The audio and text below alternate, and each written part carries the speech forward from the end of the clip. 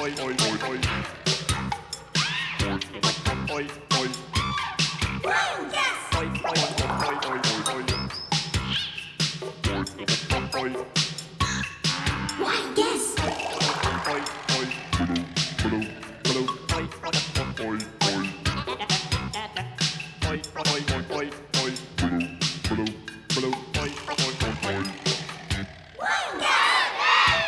you tickled by tigers? Are you wowed by whales? Are you crazy about crocodiles? Well, here's a guy who's zany about zebras, our wild guest master, Neil Crone. Hello, everybody. Hi. How you doing? Hello.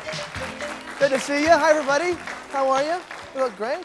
Hi, and welcome to Wild Guest. Now, if you're just joining us for the first time today, a very special welcome to you, and you've picked a great day because we have two frighteningly sharp teams here. We have the Sharks and the Swans with us today. Yeah. All right.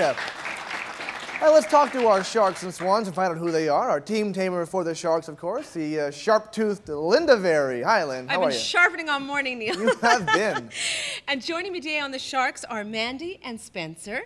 Mandy is 10 and she takes dance classes and loves to be on the top of her toes. Great. And you'd like to be an actress. Yeah, I'd like to be in a movie, and I'd want one of those glamorous parts with furs and diamonds, and maybe have my own TV show.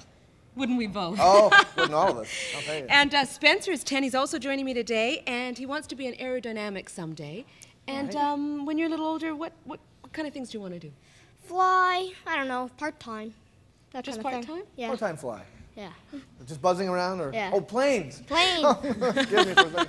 Okay, well, welcome to the show, Sharks. You're looking very sharp. Thank you. And you'll have to be because your opponents over here are the Swans. They're led by the very swan-like Mairlyn Smith. Hello. Well, thank you. Hello, Neil. And I have a terrific team. I have Ramona and Stephen. And we have wonderful aspirations. Ramona, tell us what you want to be when you grow up. Well, I want to be an ornithologist. I want to specialize in penguins. Yes, and tell us what an ornithologist is. I can't even pronounce it. An ornithologist is a bird scientist. Yes, and she's going to specialize in penguins. And as you can see, she has the most incredible penguin earrings on. Look at those. Look at those, I tell you. And Stephen over here, tell us what you want to be when you grow up. I want to be a marine biologist because I'm concerned about the whales. And I wrote a letter to Brian Mulroney to try and agree with other countries to stop killing whales. There you go. We have Terrific. two very in-depth scientists to be on my side of the team. Here we go. Welcome to the show, guys. Good to have you along. And we've got a wonderful studio audience back here, just packed full of tremendous energy. Hi, everybody. Good to have you along. All right, now let me know, who's going to win this game, the Sharks or the Swans? What do you think? It could be a toss-up, I think. Okay. Well, we're going to have a lot of fun today. We're going to learn some things. Some very weird animals we're going to be looking at today. And, of course, there are always some very valuable prizes available to our contestants. All right, so let's go over to the game board right now and find out how we play Wild Guess. Here we go. All right, now then. Wild Guess is a really very simple game to play. There are 6 categories of questions that we choose from, and they're right here. They are living proof, triviology, creature feature, call of the wild, monkey business, and catnips. Now, the scoring works this way. The first question in each round is worth 30 points to you. All right? Now, a correct answer will get this response from the judge. All right? That sounds nice. However, an incorrect answer gets this noise. Ooh, makes your hair stand on end, doesn't it? Now, don't worry. If you get that buzzer, don't worry because you still have a secret weapon. You can use your Wild Guess! Absolutely, and that is worth 20 points to you. Now, use it wisely because your opponent can capitalize on a wrong wild guess. If you get it wrong, they get a chance to answer the same question for 10 points, all right? So think a little bit, use some strategy, and we'll see who comes out on top. Now, catnips is a little different. It's our last category of the day. It's very exciting, and that's where those 2 plungers come in, okay? The scoring is a little different there as well. Now, let's jump into the game now in living proof. And before we ask our first question, we'll find out who our 2 teams are. We have Sharks and Swans. Here's a little description of the kind of animals that you are. Sharks must swim constantly or sink, since they lack swim bladders. The whale shark grows to over 18 meters or 63 feet and is harmless, feeding on plankton. The great white shark, however, will attack man and grows to over 10 meters or 36 feet. Okay, a big customer, that shark. Now the swans. Swans are members of the Anatidae family. consisting of 150 species. Swans are mostly white and noted for their graceful appearance in the water. All right, sharks and swans, good luck to both teams. Living proof question number 1 is for our friends, the sharks, and it goes like this, all righty? You are going to see 4 animals in action, sharks. One of them is a little different from the others. Your job is to pick out that odd man out, all righty? 3 of the following 4 whales are classed as toothed whales because they have teeth, oddly enough.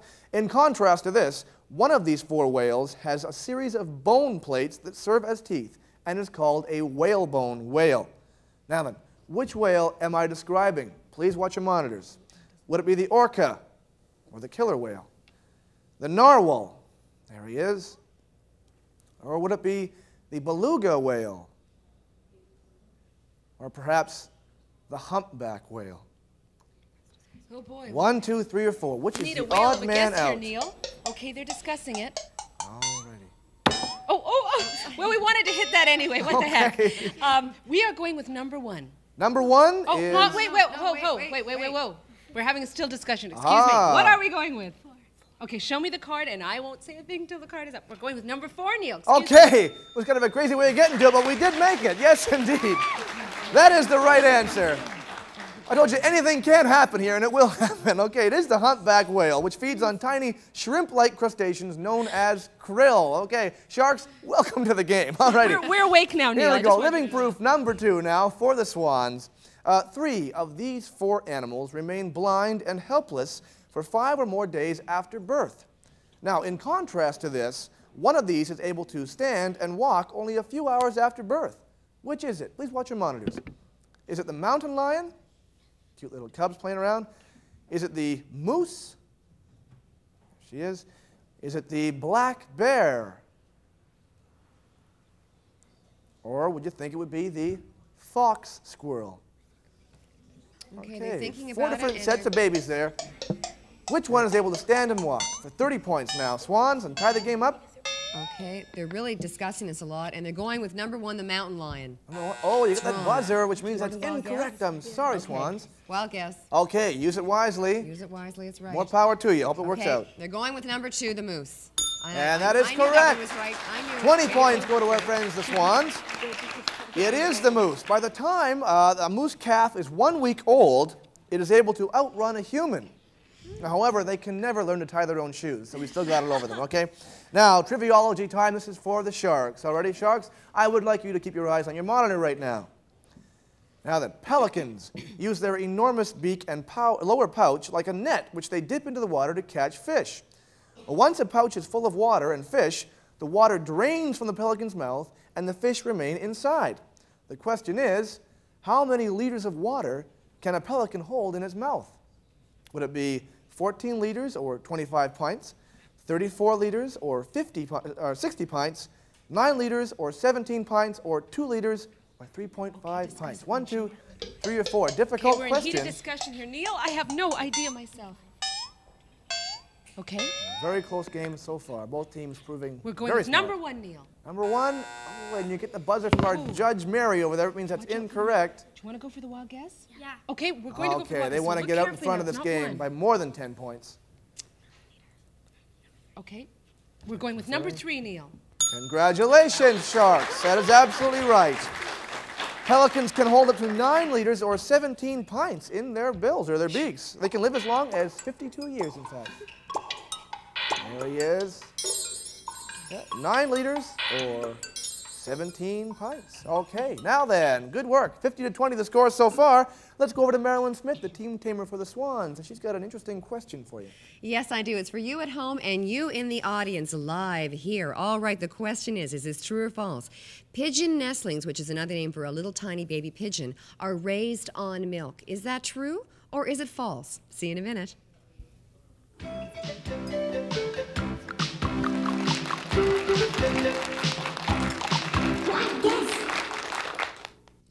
Our wild guess winners and team runners-up will each receive family passes to African Lion Safari. Thrill to the animal shows and safari through the exciting world of African wildlife. And family passes to Marineland Niagara Falls, where you will find a world of fun and entertainment. World famous for spectacular marine shows featuring killer whales, dolphins, and sea lions. In addition, our 2 team winners will each receive a set of hit sticks, a new electronic drum system that allows you to play them in the air.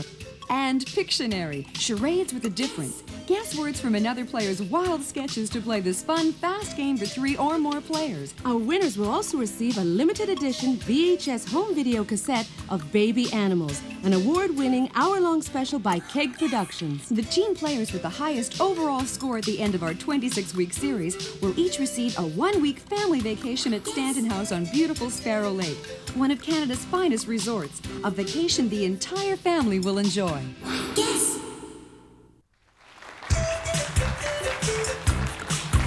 Okay, this one's got me a little curious. It has it? Well, studio audience, what do you think? Is it true or false? False! Haha, suckered you right in. It's true.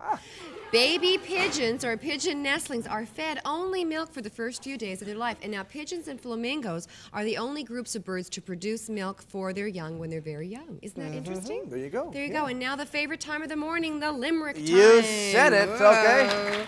It is my distinct pleasure to bring you the limerick of the day. This is for our friends, the sharks and the swans. All right, here we go. A white swan met up with a shark, who gurgled and jumped in an arc. While flying away, the swan turned to say, "Your bite is much worse than your bark." Okay, there you go. Now let's talk to our friends the swans over here and find out how they're doing. We've got Ramona and Stephen. How are you guys? Fine. Good to see you. Now, Ramona, you've got you have some collections, right? Some interesting collections? Yeah, I collect stickers. I have about over 1,000. Wow. Just any kind of stickers? Yeah, just any kind of stickers. Yeah, great. And I collect coins. Coins. And penguins, And too. penguins, apparently. Yeah. Now, do you have a lot of coins? No. Yeah, but maybe, you know, as time goes on, you'll get a big collection. Is that what you're aiming for? Yeah. Great. Well, it's good to have you on the show, and you guys are doing very well so far.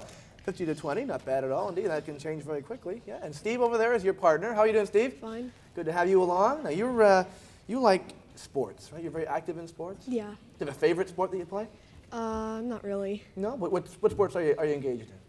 Baseball, golf, and squash. All right. Well, that's a pretty varied. What are you doing right now? You playing a lot of squash right now? Yeah. Great. I've played squash. It's a difficult game to learn. Yeah. Okay. Well, welcome to the show. It's now time to try and bump that score up a little bit because we're going into the creature feature, and the first question is for you, swans. Okay. So here we go. It's our turn to get back. All righty. Now then. Okay. Here's the way the creature feature works. It's very simple. I'm going to read several clues to you describing a certain animal. And I want you to try and pick that animal out of the list that I provide you with, okay? Then we'll see the animal in its natural habitat. Here we go. One of these birds breeds in many oceanic coastal waters and can be found in North America from the Great Lakes to Alaska. This bird has a yellow beak, white belly, and gray on its back and wings. It is a fish eater, but sometimes eats garbage. How tasty. Which bird am I describing? We're talking about the spotted owl, the common grackle, the herring gull, or the pine grosbeak. 1, 2, 3, or 4. Now, a correct answer would tie up our game. They're going with, and they're going to go with which one are you going to hold up here? They're going to hold up the pine grosbeak. Pine grosbeak. Oh, Grosbeak, that is it's wrong. incorrect. The Wanna go for the buzzer wild guess? means no, no, no. Wild guess. Okay. Wild guess time for Neil, 20 wild points. guess. Trying We've to got close the gap with Our those two sharks. birds here putting together, and they're coming up with a common grackle. Trouble again for the swans. That means the sharks get a bite at it. Well, we see how are well you do. determined that it is number 3, Neil, and I hope so. You are absolutely right, sharks. Well done. I am, in fact, describing the herring gull. When herring gulls hunt for food in the water, they fly close to the surface and dive in, never swimming after it. And there are some herring gulls up there, scanning the area for some food, I imagine. All right, creature feature number 2 now. This is for the sharks. All right, time to boost that lead up even further. One of the following fish is unusual because it is flat, swims on its side, and unlike other fish, can live in either salt or fresh water. Which of these fish am I describing, sharks? Would it be the tuna, the flounder, the mackerel, or the catfish? Any any fish but yesterday's fish, Neil. We're going with number 4. Number 4, very quickly there. Catfish. Oh, and the Maybe sharks. a little too quick. Do you want to go for the wild guess? Yeah. Do not pick Okay, up on that one. better Want to try the discuss wild it. guess? We're going for the wild good luck guess, to Neil. you. For 20 points You know now. it's not 4. Which one of these is the weird fish that swims on its side? Okay, we're going for number 2, Neil. Good work, sharks. That's right, right on the mark. I am describing the flounder. The flounder weighs as much as 2.5 kilograms or 6 pounds and can survive in both salt and fresh water. There he is, isn't he? A strange-looking guy. You'd think he'd bump into things, but I guess he knows where he's going pretty well. Okay, now it's time for Triviology number 2. We're going to go back up on the board a little bit and give the swans a shot at Triviology. All ready? So swans, please watch your monitors right now. You are watching a Galapagos land iguana. The question is, from the tip of its nose to the end of its tail, how long can this animal grow? Would you say it would grow 3 meters or 10 feet, 4 meters or 13 feet, 1.5 meters or 5 feet, or 2.5 meters or 8 feet long? Okay, they're going with number 3, 1.5 meters and 5 feet. 30 points for you, swans. Yes, Good work. team. Yes, the land iguana can grow to a length of 1.5 meters or 5 feet, and it eats a variety of plants, fruits, and young shoots. And there he is there. Happy little guy he is. Okay, let's go over now and very carefully talk to our friends, the sharks over here, who are now winning this game. Alrighty, how you doing, sharks? We're doing good, Neil. Good to see you. We got Mandy and Spencer with you. How's your hand? You whacked that thing pretty hard there a little while, man. It's okay. Okay, good stuff. Now, Mandy, you like skiing, right? Skiing and different sports? You're very active? I do downhill skiing, and I take skiing lessons in January, and we go to Mount St. Louis Moonstone. Great. So you're getting geared up for the season right now? Yeah. Okay, well, hope you have a nice, fun, safe season, enjoying yourself. And Spencer, you got some pets. Yeah, a lot of them. What kind of pets do you have? 1 dog, very fuzzy dog, 2 cats, 3 cats, and 1 goldfish. Why is your dog so fussy? I found her. You found him? And so he thinks he can be fussy? No, she's fuzzy. Oh, fuzzy! Fuzzy. Okay. Kind of like Neil. You know. Fuzzy Yeah. dog. Okay, great. Well, it's wonderful having you on the show. You're doing very well, Sharks. 80 to 50 so far, but anything can happen. Now, here's a chance for you to bump your lead up, okay? Time for the Call of the Wild. So perk your ears up, Sharks. Here we go. All right, now, the Call of the Wild segment is very interesting. What we're going to do is play for you the call or sound of a certain animal. And based on that and that alone, you've got to try and pick out the name of that animal from a list we'll give you. All right? So, Sharks, listen to this, please.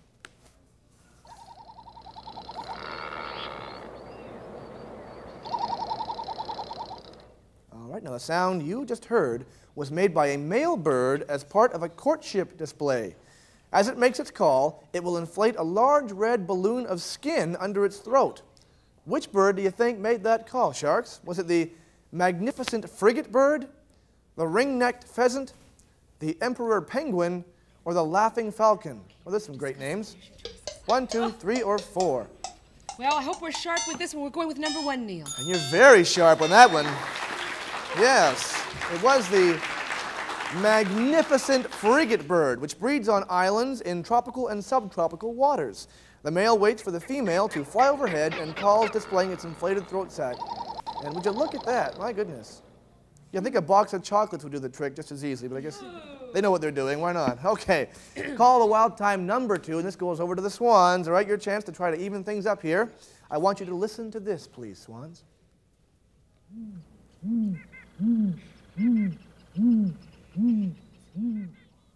Okay, sounds like a bit of a broken record. That sound was made by a large owl living in the coniferous forests of North America, Europe, and Asia.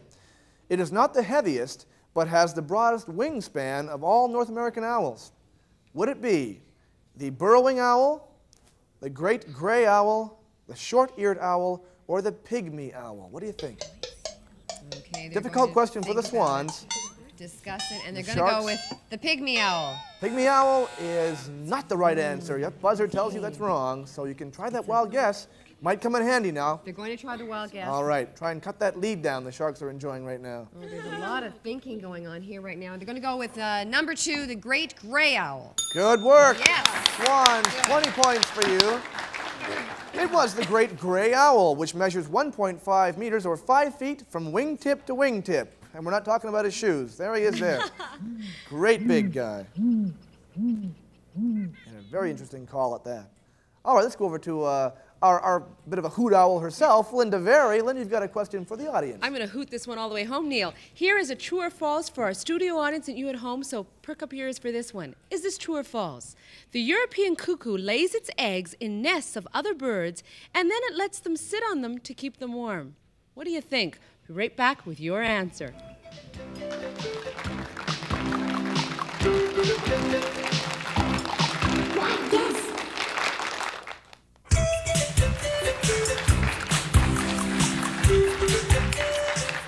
Well, we've got a real cuckoo audience out there today. So what do you think about those cuckoos? Do you think that that was true or false? True!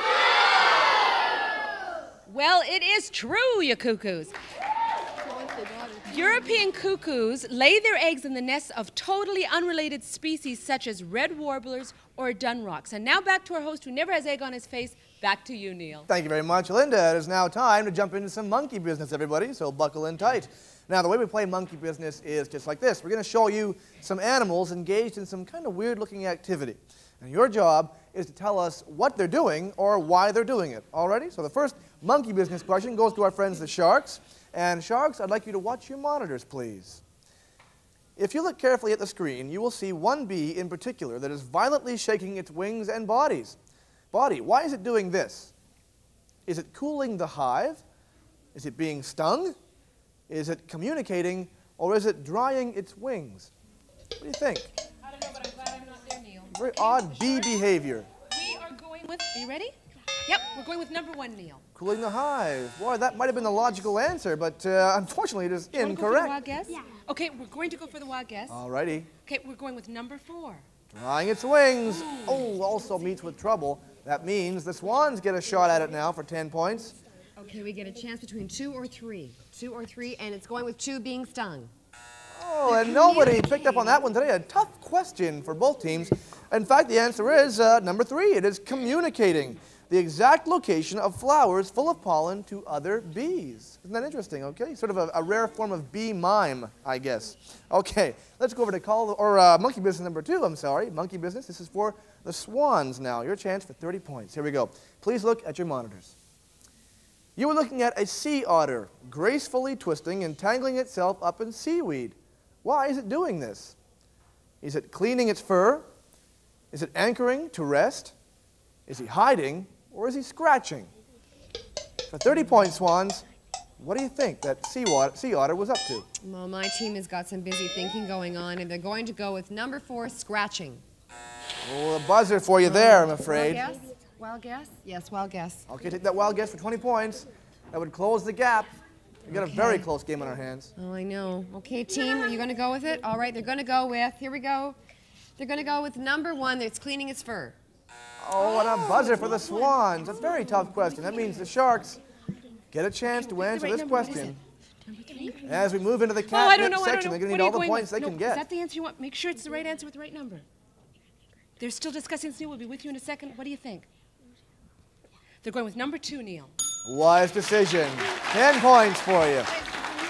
When resting, sea otters wrap themselves in seaweed to keep from drifting away should they fall asleep. Now, the neat thing about falling asleep underwater is you don't have to worry about drooling on your pillow. There you go. Good idea. Okay, let's go into catnips now. Buckle in tight, alrighty? Now those red plungers on the front of your desk, the one that Spencer is so familiar with, these are used in catnips. I'm going to ask one question for both teams, and the first team to hit that plunger after, mind you, after I say the whole question, gets a chance to answer the question for 30 points. Bearing in mind that if you answer incorrectly, you will lose 10 points, so be sure of yourselves. Here we go. Which of these 2 aquatic creatures can change color to suit its surroundings and has a beak like a parrot? Is it the jellyfish or the octopus? Sharks first on the buzzer. Jellyfish. Oh, I'm sorry, that is incorrect, Sharks. A loss of 10 points, but a good try. Well, it is the octopus. The octopus likes to eat crabs, which it grabs with its tentacles and opens with its beak. Okay. And that's the end of the game. We're out of time, I think. We have time for one catnip. The final score, 110 to 70. A very, very hard-fought game. Well done, Sharks, our new champions. Thank you for joining us at home. You've been terrific. We'll see you next time right here on Wild Guess. Thank you, studio audience. You're great, too. Come on down, everybody. Come and join us.